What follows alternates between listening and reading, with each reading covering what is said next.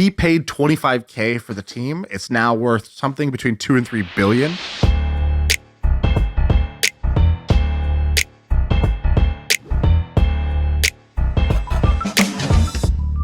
So today's episode is going to make me incredibly uncomfortable because I know nothing about sports. I was just informed yesterday when Shaan texted me. He said, Last night. Hey, last night, he goes, let's do a special on the Super Bowl. And it's this Sunday. And so that's when I found out that the Super Bowl was this Sunday. I know nothing about sports. And how did you find out? Did I text you this? Yeah. What do you mean? You texted me and you said, let's do it. No, I sent you a voice note. Your favorite thing to receive. I hate voice notes. I'm not a fan of voice notes, but you sent me that. And that's when I learned it was the Super Bowl. I know nothing about this. Look, I know what you're thinking. You're like, look, you're this macho man. You look like you're a descendant of Dennis the Menace. Nobody says macho man since literally the macho man was a character in the 80s. I know what you're thinking. You're this all-American hunk. You love sports. And you're partially right. I am an all-American hunk, but I know nothing about sports. I don't pay attention to it at all. See, here's the problem. In high school, Sam looked like a nerd and hung out with a nerd and developed nerd hobbies. But then Sam now looks like a jock. But he still has the nerd hobbies. So you're the high school quarterback, you're the varsity QB, but you still go under the bleachers and smoke weed or whatever. I don't know what your crew was doing. But yeah, you fake like sports. I looked like Napoleon Dynamite in high school. There's no way that I knew anything about sports. I don't know anything about sports, so I'm gonna be a little out of my element. What clubs were you in? There was a history club that I took part in. You and Ben Wilson. Yeah. I participated in the sport, track and field, where I ended up getting a scholarship for college, and cross country. I was a cross country track and field guy. I'm sorry I played the best sports. A sport requires like a ball, and you played things that just require moving a little faster than normal. It's just a slight increase in pace. I have said that I think exercise, you should work out so you can either kill and eat everyone in the room or be able to outrun them. Therefore, I only watch UFC, boxing, and running. I'm just trying to kill and eat or run away. That's all I'm trying to do. I'm not trying to play with the freaking ball. Yeah, you got fight or flight as your hobbies. But anyways, either way, we're doing the Super Bowl episode and we're going to do it a little different. So if you listen to this episode, here's my prediction.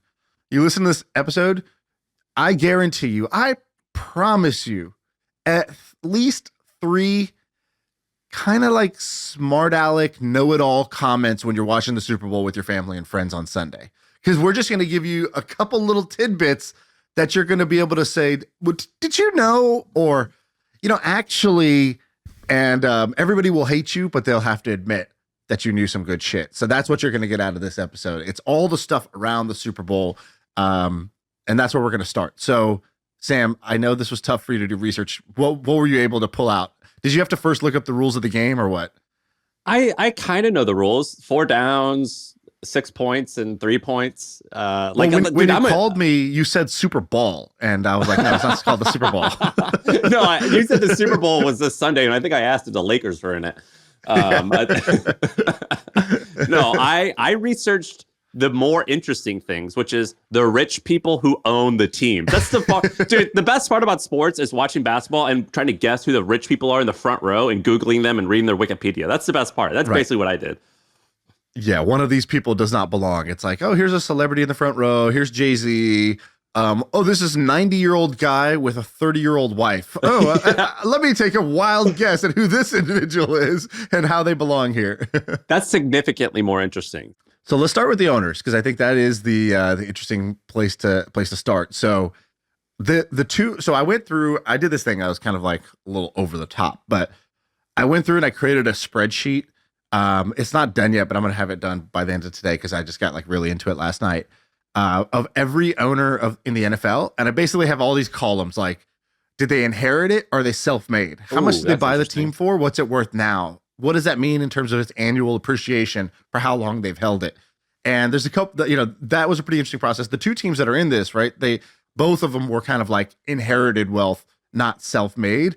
But the Chiefs owner story is Very really interesting. Did you check that one out? Oh, I could tell you all about it. And I've known about him. Tell that story. So basically, the Philly guy, not interesting. Yeah. I mean, basically, the guy's grandpa started a movie theater.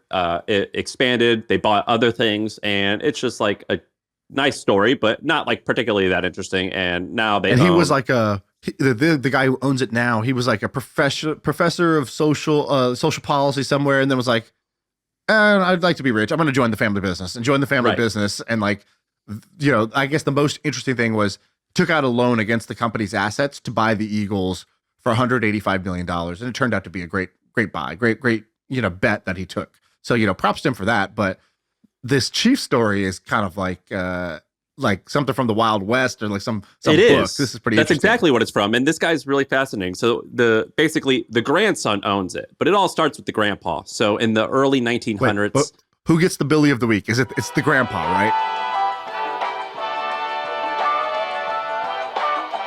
$1 million isn't cool. You know what's cool? $1 billion. The grandpa. Yeah, the guy who runs it now, he's fine. He just seems like a square. He's just like a straight edge, like nice CEO type. But the founder, the grandpa, he's got the perfect name. So have you heard of, is it called a Wildcatter? Is that it, Ben, or Wildcatter?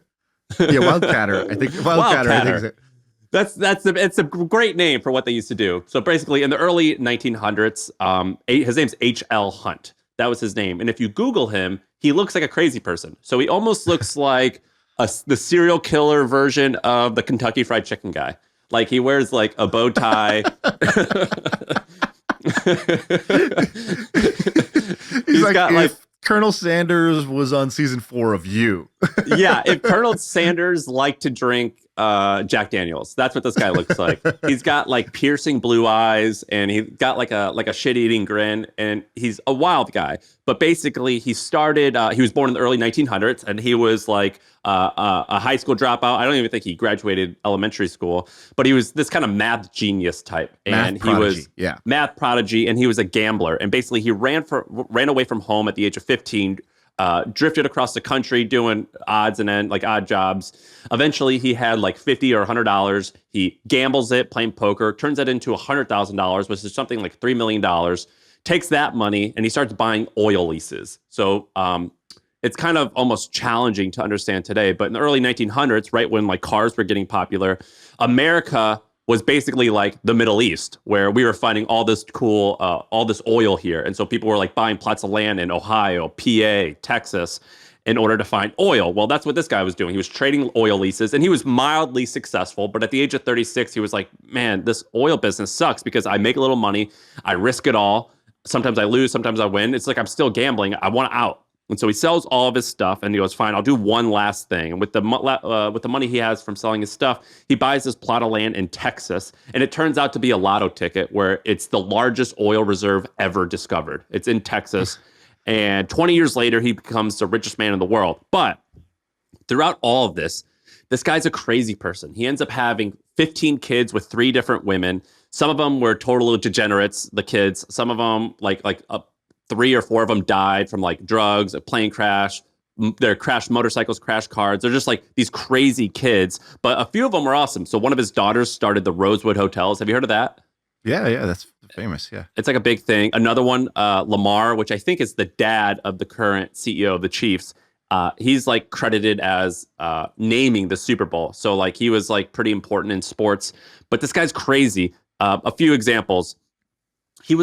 He ends up being the richest man in America, but he was like, the bad news here is he was like a crazy racist, and he believed in like, yeah, he's like really racist. There is a footnote here. Yeah, there's a big footnote here. So basically, he would like, there was do you know how like amongst the black community in like the 50s and 60s, like getting into Islam was like popular, and they would wear like Muhammad Ali.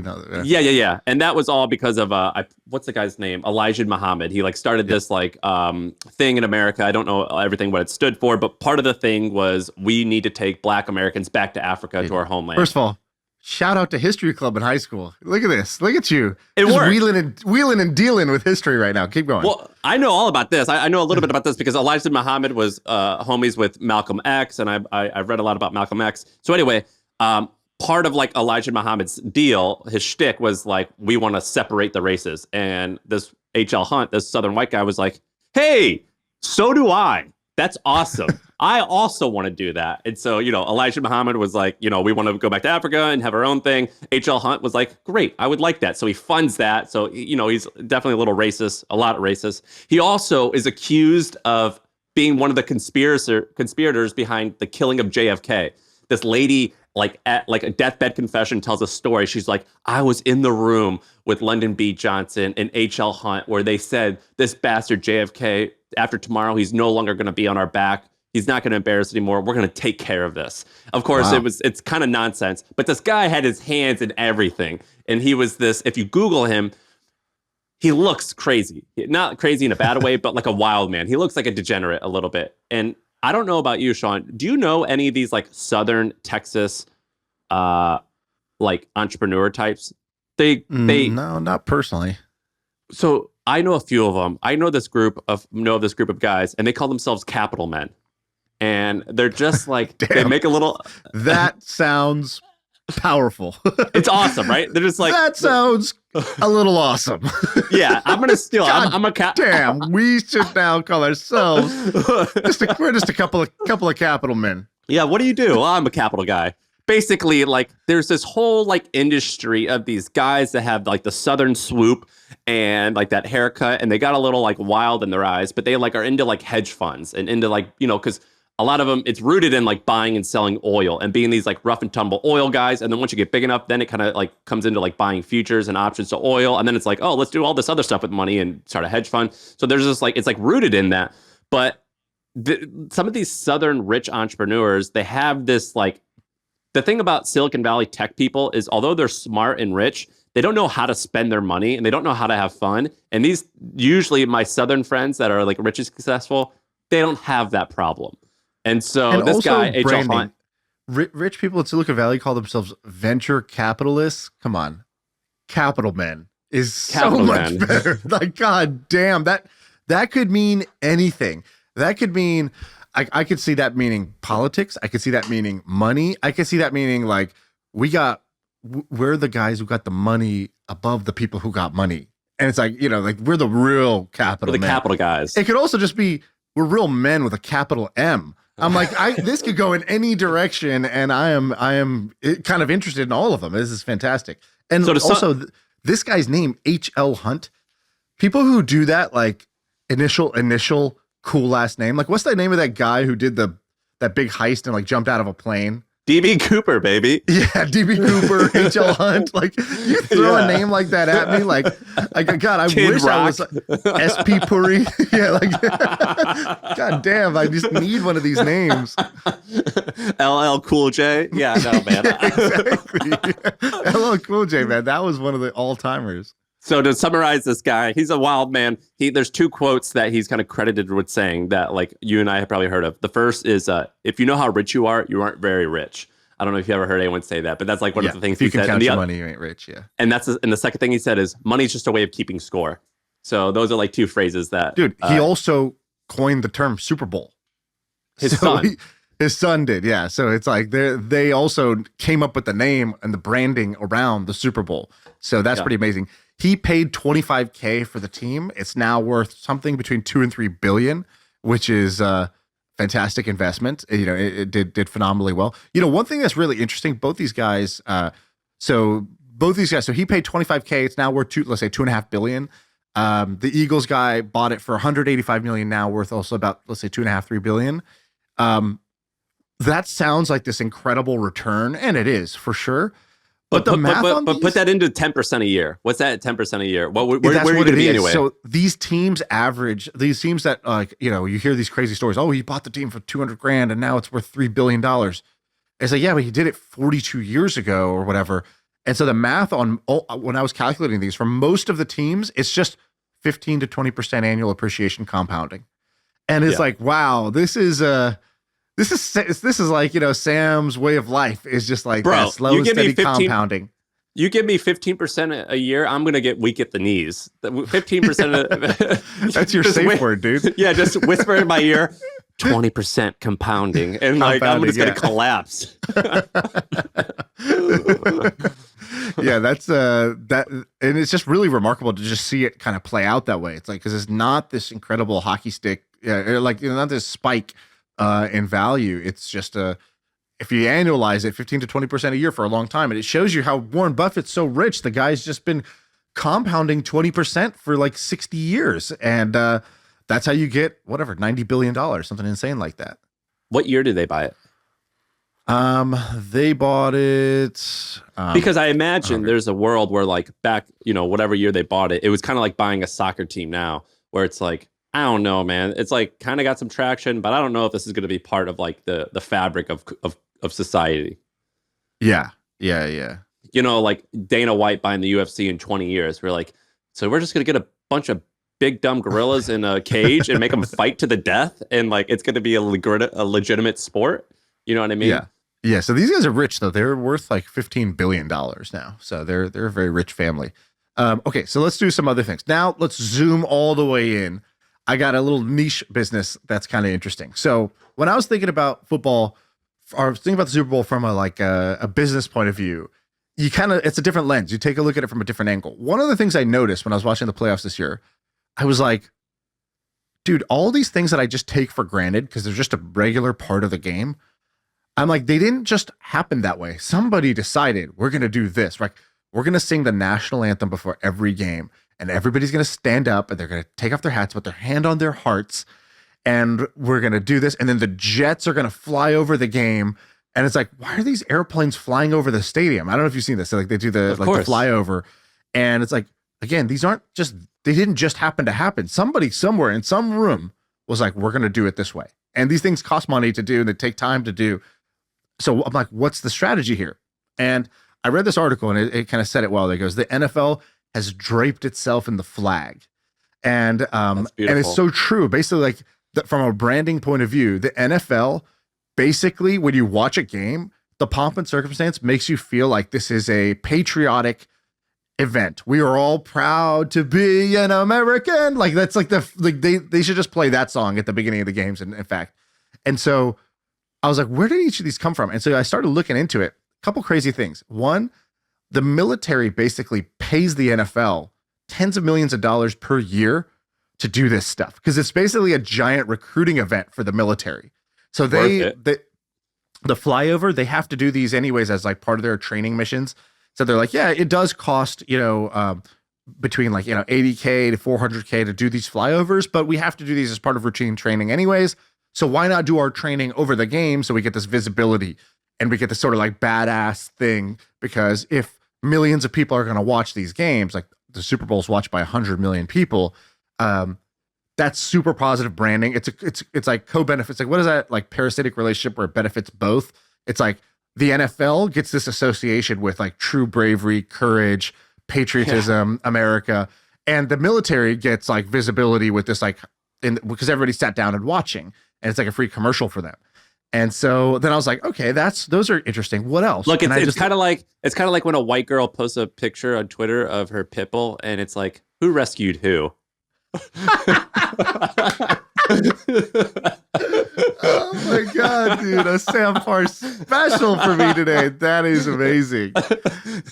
That is the funniest thing you've said in a long time. Wow. I'm gonna ask you questions about that joke later because I'm so impressed by that joke.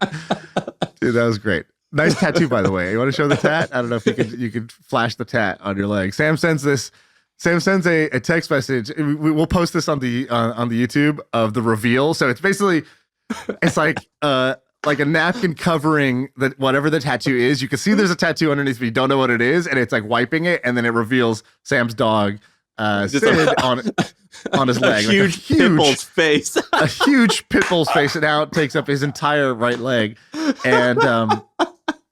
And as that reveal was happening, I was like, I am prepared for this to be anything. Like this tattoo, you could have convinced me it was 15 different things, and I would have been like, yep, I guess that makes sense. I guess that's what the decision was today. Like, Oh yeah, it's a map of my favorite, my favorite motorcycle trail through the Midwest. Yep. All right, sure. Right. Like, this is my favorite brand of beef jerky. Cool.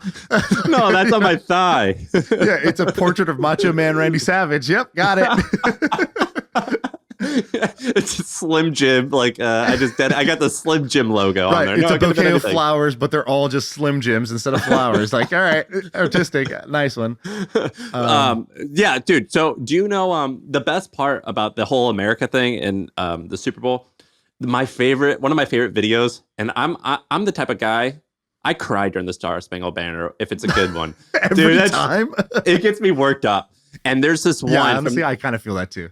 I get worked up, or at the medal ceremonies at the Olympics, I always cry. I always get worked up. Right. The 1991 version of the Star Spangled Banner with Whitney Houston, it's like one of the best videos of all time. Have you seen that?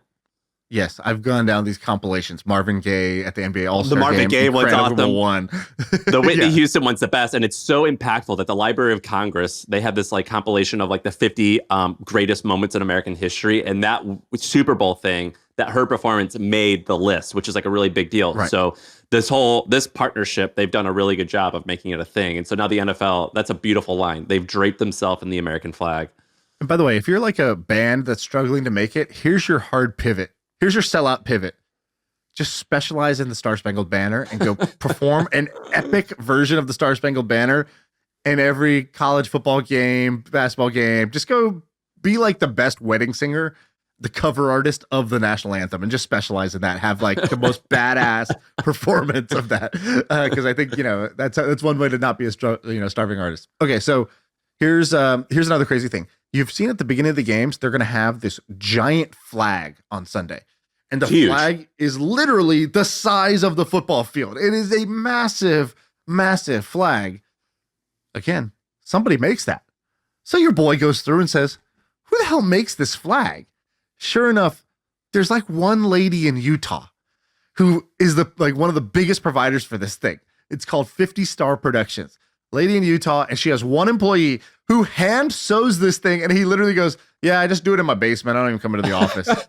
So there's just a guy in a basement sewing these things. If you Google 50 Star Productions, it comes up with a listing, like her Google page is a picture of her garage.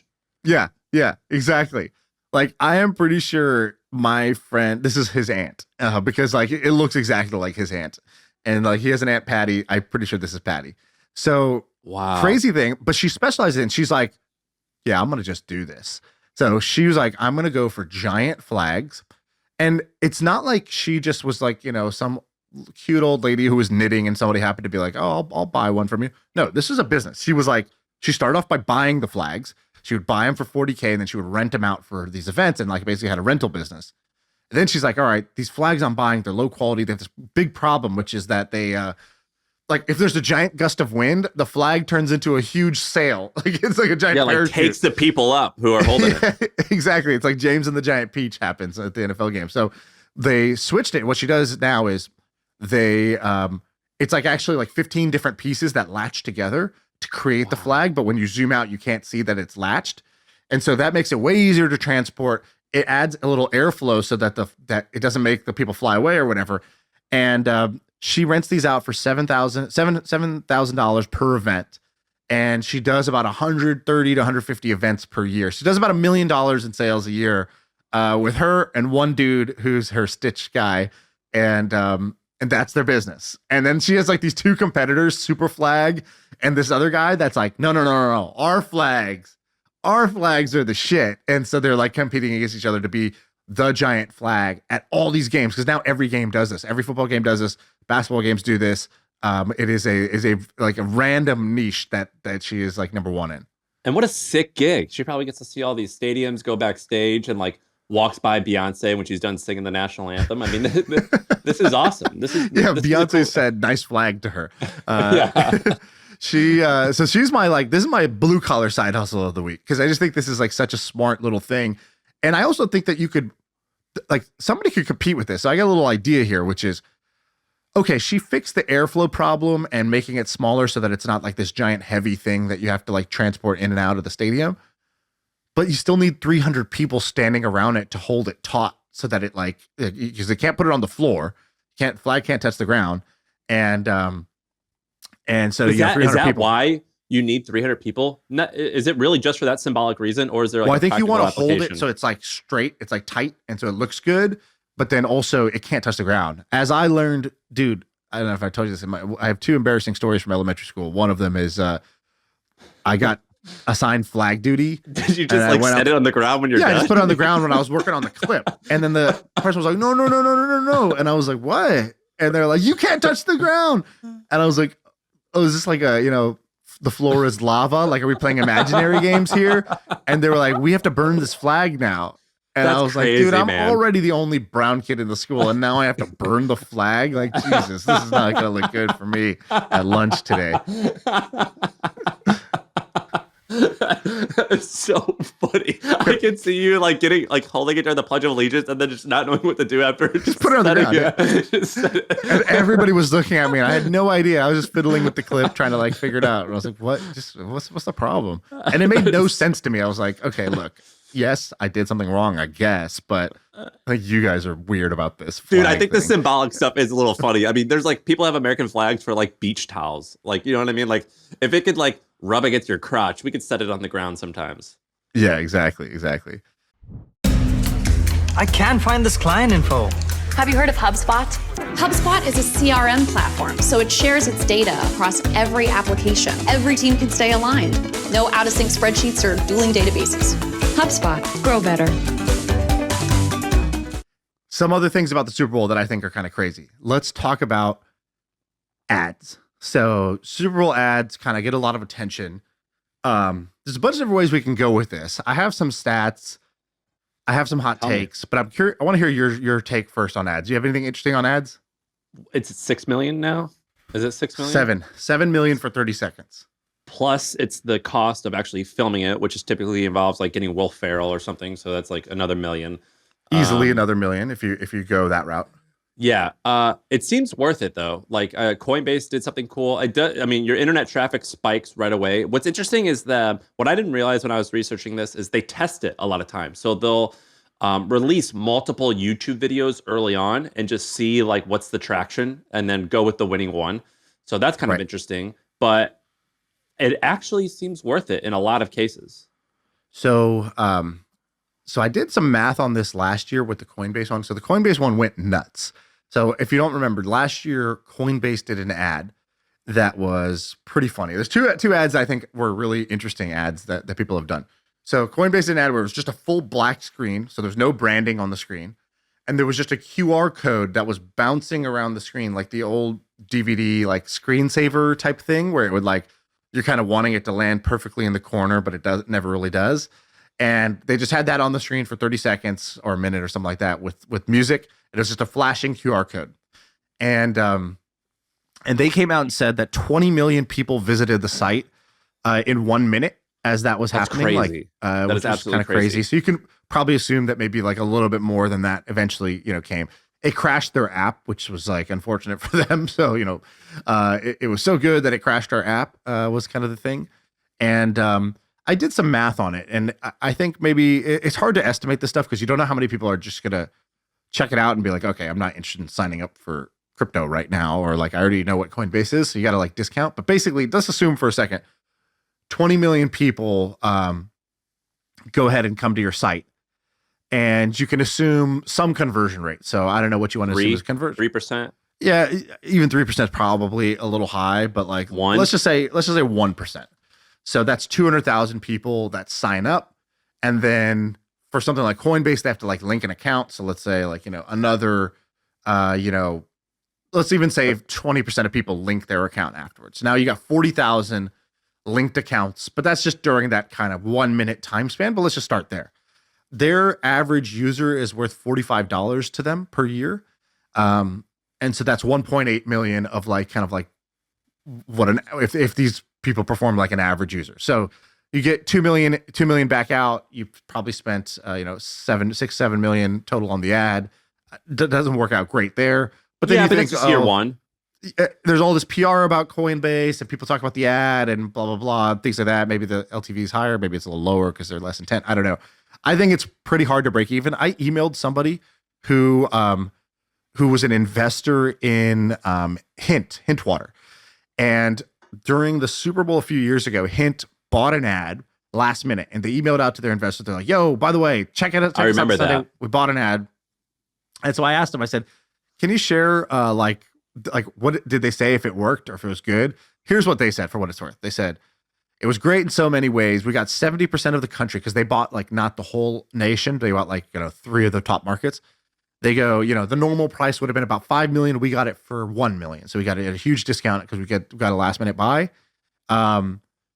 They say, you never know. They go, when you buy that way, you don't know when you're going to end up. We ended up right before halftime, which is a golden spot.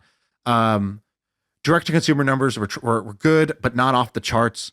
In terms of sales, traffic was off the charts. And then it's like, yeah, but it builds awareness. And then my employees loved it. They were like, "Oh, wow, your friends are texting you saying, I saw your guys' Super Bowl ad."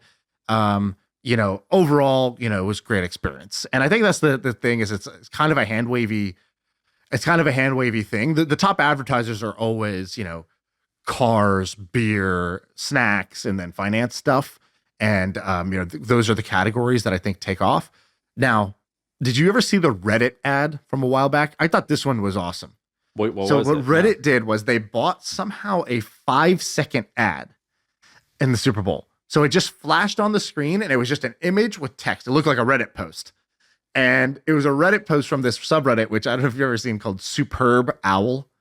No. It's the same spelling as Super Bowl, but somebody had created it on Reddit and it was like, "Oh yeah, this is a Reddit for superb owls." Like just fantastic owls. And so if you go there, it's just pictures of these really majestic owls. Dope owls. And it gets all this traffic during Super Bowl weekend because it's r/Super Bowl. And so they put up this image. Oh, Super Bowl. I get it. Yeah. And so I can that. share this image, but I'll read you what they wrote. But it was really smart. They go, "Wow, this actually worked. If you're reading this, it means our bet paid off. These big game spots are expensive. We couldn't buy a full one. So we spent our entire year's marketing budget on 5 seconds of airtime. One thing we learned is that from our communities is that underdogs can accomplish anything if they come together around a common idea. So who knows? Maybe you'll be the reason that finance textbooks have to add a chapter on tendies. Maybe you'll go to Superb Owl and teach about and learn about the majesty of owls. Maybe you'll pause this 5-second ad and take a screenshot. Powerful things happen when people rally around things they really care about, and there's a place for that. It's called Reddit." And so really smart that they kind of flash something. People are like, "What was that?" And then it goes viral on social media as like, "Oh, that was a really smart thing. Really cool. Here's what that text said." And so they saw this like traffic, some crazy traffic spike. But here's what's weird. Coinbase had said, they kind of released this article like bragging about it. They were like, "Our downloads were up 300% over last week."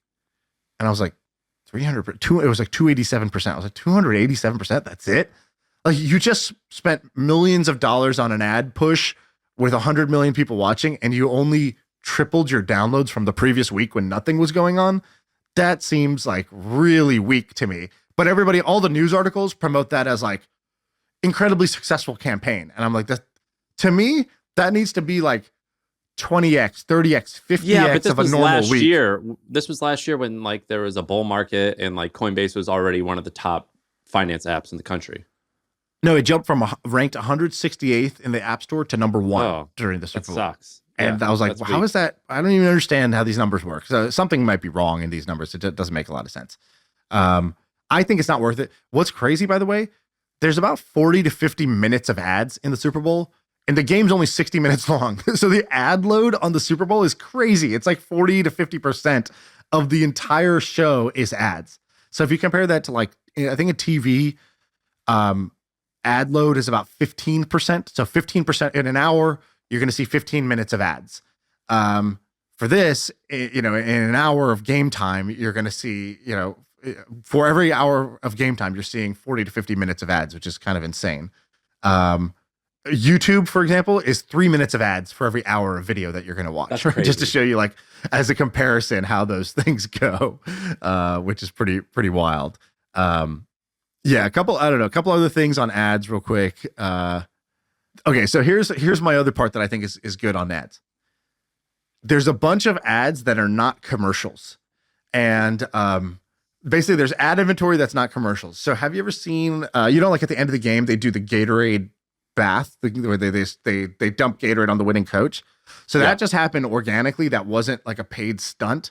But Gatorade was like, oh my God, jackpot.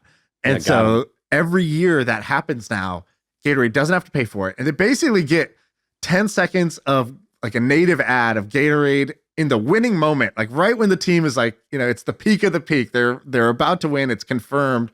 And Gatorade gets on the screen every single time. To me, that's actually the best ad in the Super Bowl because of how it's done. It's zero cost and they get everybody to watch that thing right when it happens. But they don't pay now? They don't pay. Of course. Well, they're sponsors.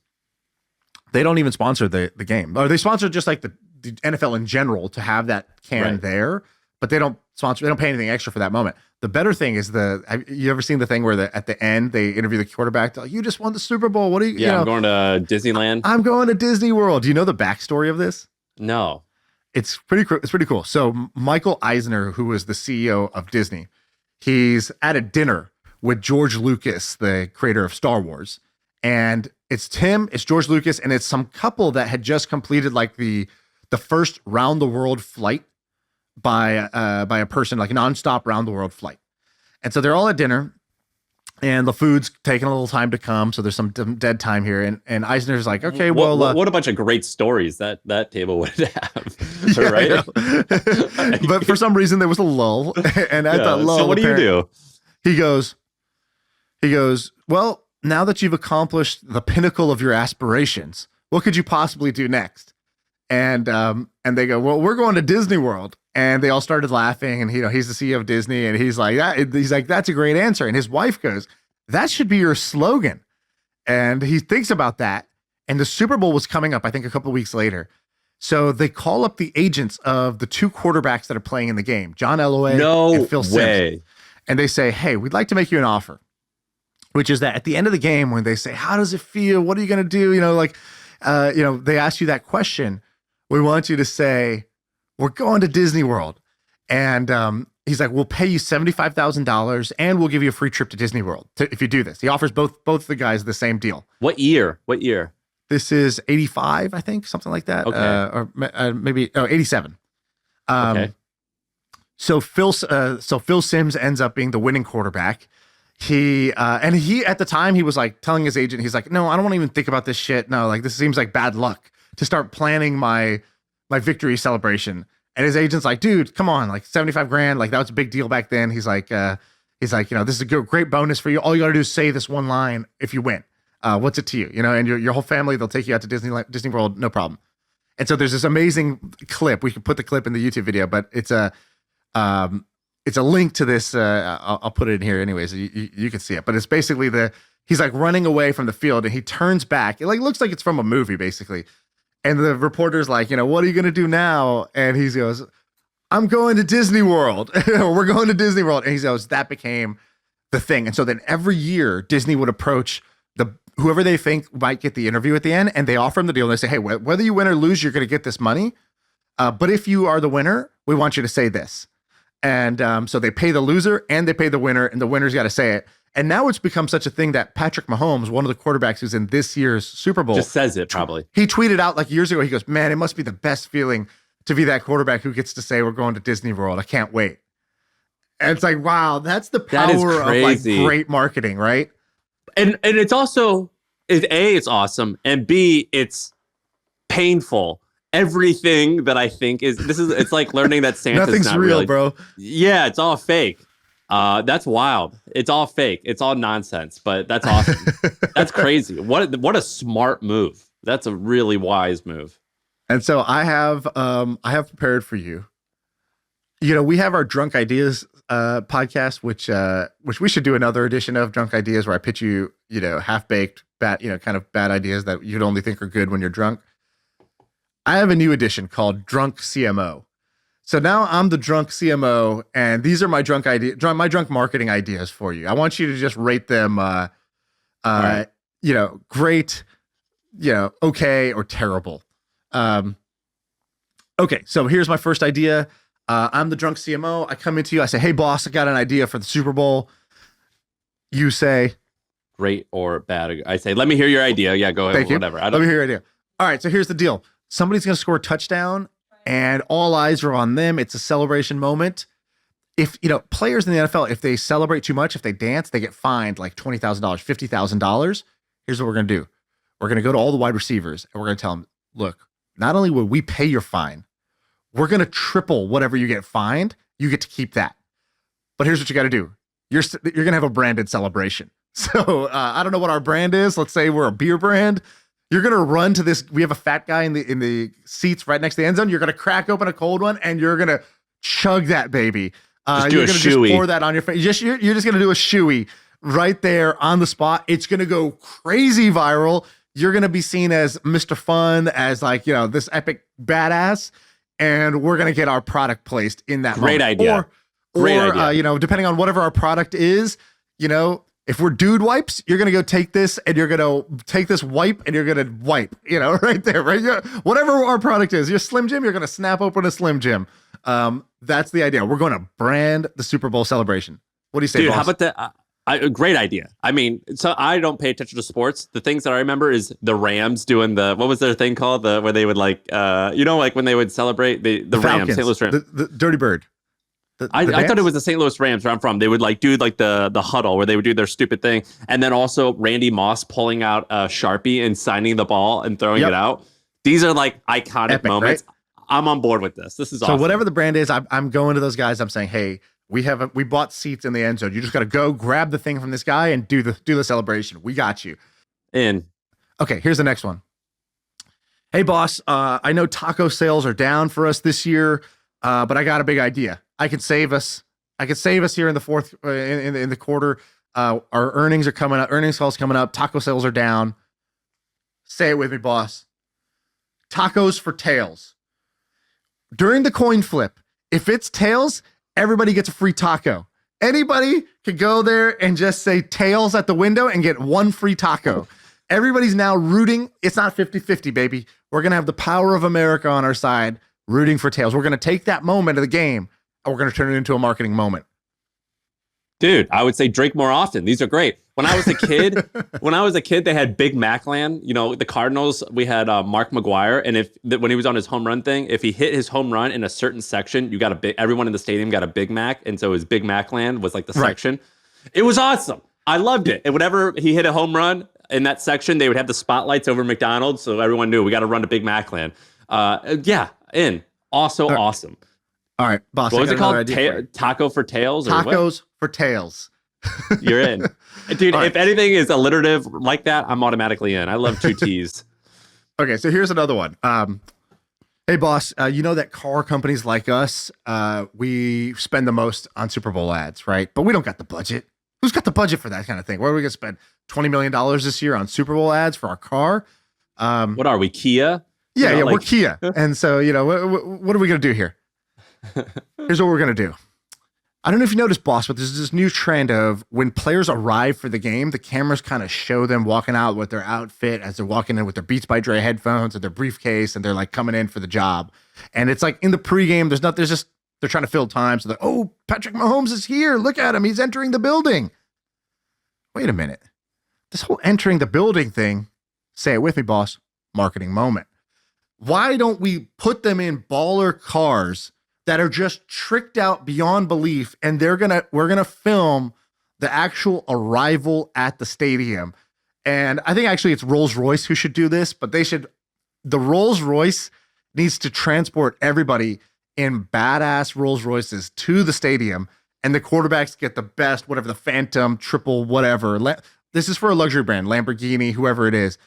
You gotta get the players to show up in style, because TV will pick that up of them showing up. There needs to be a freaking fog machine, and it just needs to look crazy. And so we're branding that moment. And actually, I got my buddies here from Louis Vuitton. They're also gonna just drip everybody's outfit out, because this entrance is a red carpet entrance, and we're gonna own that red carpet entrance from the moment they arrive at the stadium. What do you think, boss? Look, the thing about classy is you can't try too hard, and now you're trying too hard. That's not classy. I'm sorry, boss. I'm sorry. Okay, I'll do better. This is not a great idea. Unless we're talking about what do I want, a souped up Acura? I mean, like, what are we gonna do here? Like I've learned enough. Like, I've seen enough Hummer limos in my life. I don't think you can make those things cool. I'm out. All right, boss. Listen. I don't know if it's me. I don't know if it's my allergies. I don't know if I've been drinking too much, but I'm stumped on ideas here. I'm a CMO with no ideas. Why It's does like a writer allergies with no not give you pen. ideas? I just can't. I got writer's block. I just got no ideas. So here's what we're gonna do. We're gonna go name Mr. Beast our temporary CMO for the weekend, and we're gonna give Mr. Beast our entire budget, and we're gonna say, Mr. Beast, you take our $10 million Super Bowl budget, and you do a video on your own. You come up with your own Super Bowl marketing campaign that is different than whatever's going to be in the Super Bowl. This guy gets 100 million views per video, and people love him. And he's not just, it is going to stand out. Instead, what we're going to do, actually, here's what we're going to do. We're going to buy airtime, the kind of like the 15-second or 30-second ad slot, and it's just going to tell people to go watch Mr. Beast's video. Or it's going to be Mr. Beast on the screen, and he's going to be clicking upload. And then you have to go to his channel to see what the actual video is. What do you think, boss? I'm out, dog. Too many steps. You're getting too creative for me. You're trying to win an award, not make me money.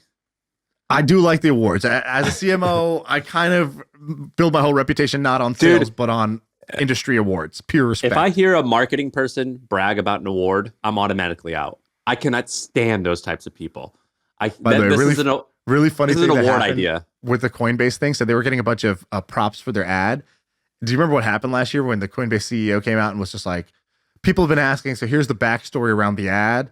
He made up this whole story. He said this whole story where he was like, we just wanted something cool. Everything seems so cliche. We got all these pitches from ad agencies about celebrities. He's like, side note, I don't even understand why people would buy a product because a celebrity says so. It never made sense to me.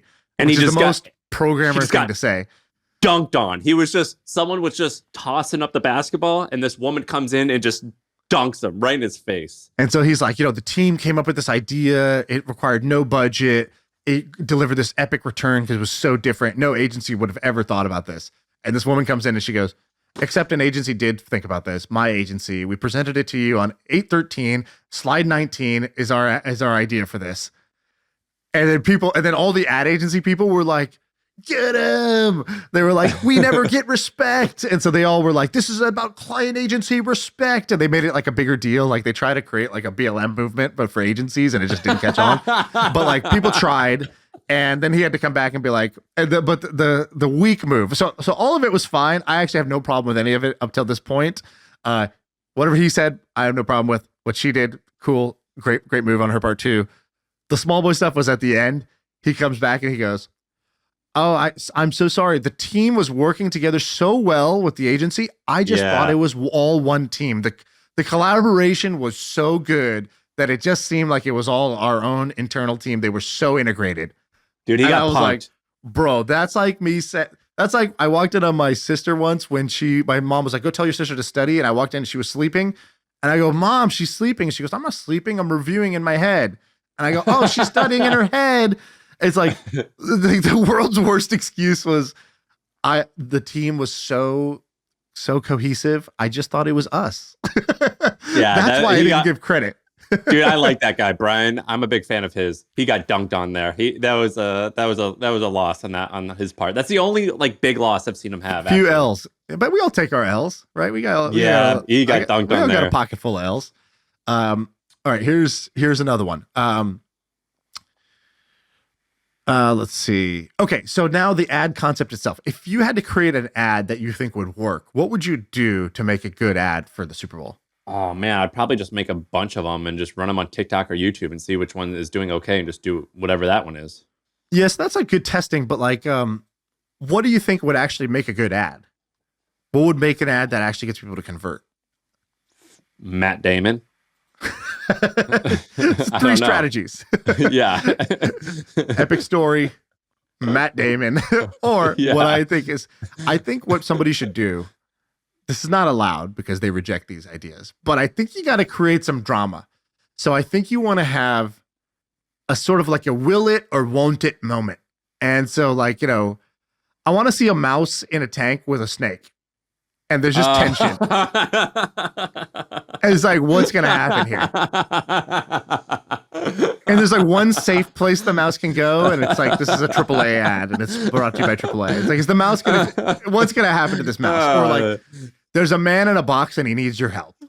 Like, I don't know, that's the premise. Let's riff off of that. Yeah. I think you gotta have some drama, and I think maybe you run it at the beginning of this show, and then you have like the YouTube channel where it's live streaming, and you're like, oh my god, go to YouTube and see will it or won't it? What's gonna happen?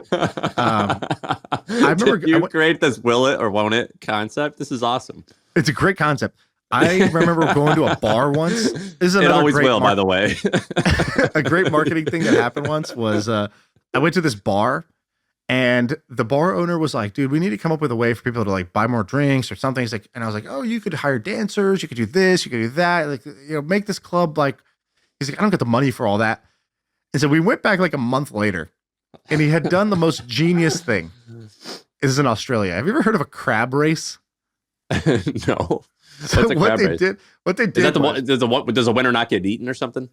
Well, no, it's kind of like, it's just the most random dumb thing, but everybody got so excited.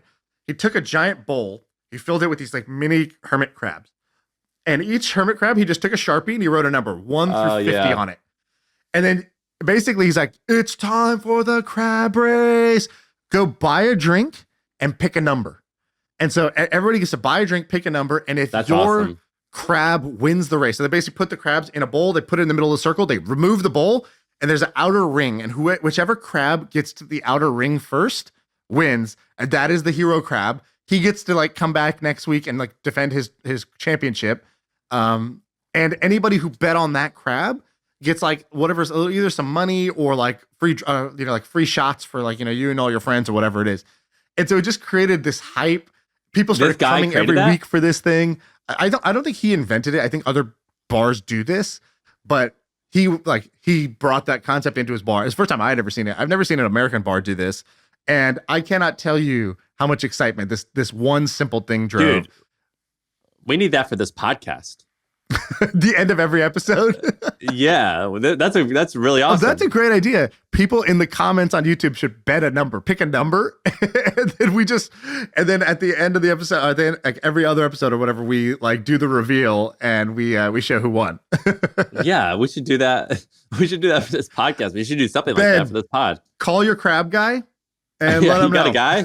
Yeah. All right. Okay. I forgot one of my favorite ones, dude. You'll appreciate this as a dog guy. Have you seen the Puppy Bowl? I love the Puppy Bowl. Genius idea that the Animal Planet did. I think basically what happened was they were like, the head of programming. It's like, hey, what are we gonna run this Sunday that will get ratings? And they're like, against the Super Bowl, great. Yeah, let me thanks for the impossible task. What can I come up with that's gonna run on Sunday against the Super Bowl and still get viewers? And that's when they created the Puppy Bowl, which is kind of actually the same idea as the crab race. Basically, it's a bunch of puppies with toys, and there's a ref. And basically, if any puppy randomly walks into the end zone with a toy, the ref is like, touchdown, this guy scored. Dude, you missed one low-hanging fruit that I thought was pretty obvious. Super Blunt Sunday. What are we going to do with that? I don't know yet. But Super Blunt Sunday, it all starts with the phrase, I like Super Blunt Sunday. Surely You're we could work backwards from the name kind of guy, I know. Yeah. Anyway, good pod. People are going to have some facts. Yeah, you get to be a know-it-all this Sunday. And just remember, everybody loves a know-it-all. That's where we'll end.